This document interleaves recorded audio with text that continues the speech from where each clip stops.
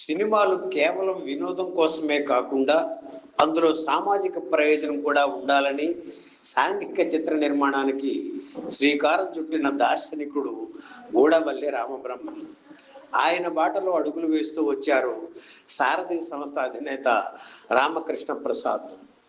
ఆయన నిర్మించిన తొలి సినిమా అంతా మనవాళ్లే. 1954లో వచ్చిన ఈ సినిమాలో వల్లం నరసింహారావు, కృష్ణకుమారి జంటగా నటించారు. జమున, ఎస్వి రంగారావు, సూర్యకాంతం, సిఎస్ఆర్ ఇతర ముఖ్య తారాగణం.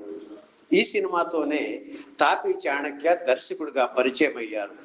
వాస్తవిక కథతో రూపుదిద్దుకున్న అంతా మనవాళ్ల చిత్రం బాగానే ఆడింది. ఆ ఉత్సాహంతో సారథి సంస్థ అక్కినేని హీరోగా రోజులు మారాయి చిత్రం నిర్మించింది. పెత్తందారుల వ్యవస్థలో భూస్వాములకు పేద రైతాంగానికి మధ్య జరిగే ఘర్షణ ఈ చిత్ర కథాంశం. 50ల దశకంలో వచ్చిన విప్లవాత్మక చిత్రంగా రోజులు మారాయి చిత్రాన్ని చెప్పవచ్చు. ఈ సినిమా తెలుగు రైతు జీవితానికి దగ్గరగా ఉండడానికి ప్రధాన కారణం అక్కినేని రైతు కుటుంబం నుంచి వచ్చిన వ్యక్తి కావడం. సన్నివేశ చిత్రీకరణ విషయంలో ఎలాంటి సందేహాలు వచ్చినా దర్శకుడు చాణక్య వెంటనే అక్కినేనిని సంప్రదించేవారు. ఇందులో భూస్వామిగా సిఎస్ఆర్, రౌడీగా రేలంగి, కరణంగా రమణారెడ్డి నటించారు.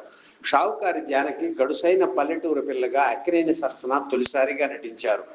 అలాగే ఏరువాక సాగారు రన్నో చిన్నన్న పాటతో పరిచయమైన వహీదా రెహమాన్ తరువాత స్టార్గా ఎదిగారు. 1955 ఏప్రిల్ 14న రోజులు మారాయి చిత్రం విడుదలయ్యి విజయం సాధించింది. 17 కేంద్రాల్లో 100 రోజులు ఆడింది. ప్రతి కేంద్రంలోనూ 100 రోజుల వేడుకను నిర్వహించడం విశేషం. హైదరాబాద్ రిడ్జి హోటల్లో జరిగిన చిత్ర రజతోత్సవంలో హైదరాబాద్లో చిత్ర పరిశ్రమ అభివృద్ధి కోసం కృషి చేయాలని మంత్రులు చేసిన సూచనను పాటించి 1956లో సారథి స్టూడియో నెలకొల్పారు రామకృష్ణ ప్రసాద్.